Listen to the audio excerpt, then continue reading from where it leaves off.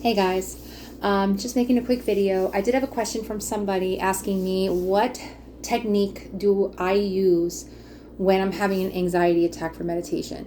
So for anxiety and trying to meditate, um, typically I don't really have an anxiety attack when I meditate.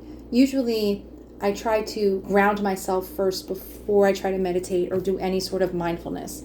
One of the common um, one of the most common ways to calm your anxiety, to get yourself grounded, is called the five senses technique, and it's very widely used. I made a video of it not too long ago, and I made my own variation, and it was one object per sense, and it was one thing I could see, one thing I can feel, one thing I could taste, one thing I could touch, and one thing I can hear.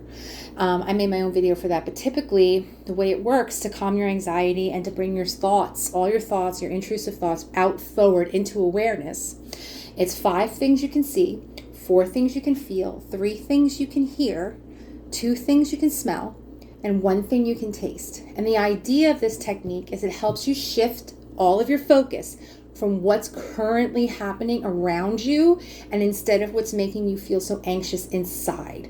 So once you're looking at everything around you, seeing what you can taste, what you can feel, what you can see, all of that's around you, you're bringing it forward instead of thinking of what's going on inside of you.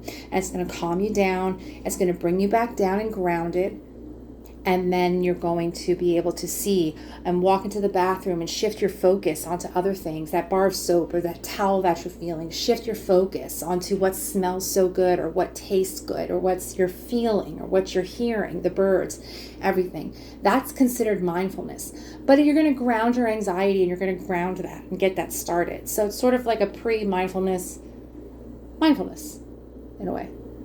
So so it's definitely a very effective piece of work. Not piece of work.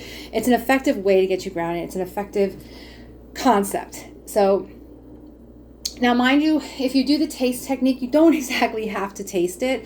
I think what's best about this technique is that it's the imagination part of it, and it really gets your mind more expansive when it comes to this, because I don't want to throw too much at you, but in guided imagery, your thoughts is your superpower when meditating.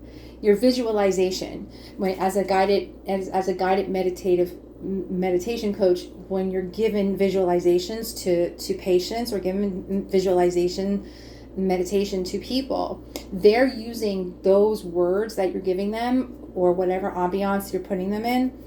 They're using those thoughts to either as a positive outcome or a negative outcome. So when you are grounding yourself because of anxiety and you're seeing what's around you, you can either interpret that as a positive outcome or as a negative outcome.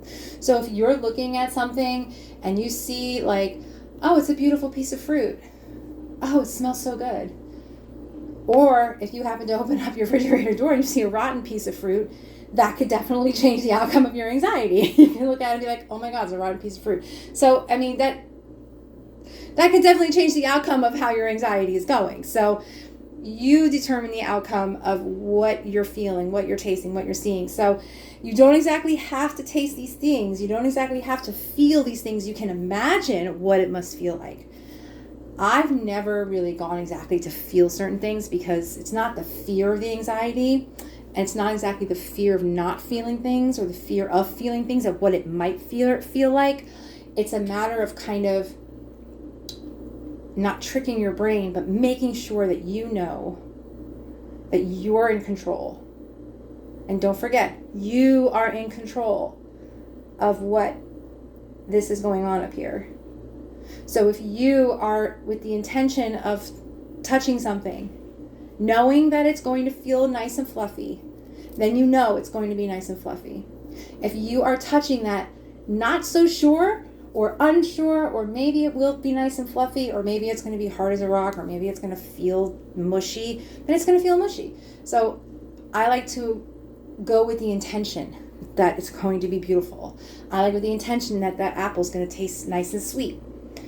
So with the imagination that I have when I calm down from my anxiety, that's the feeling I like to have.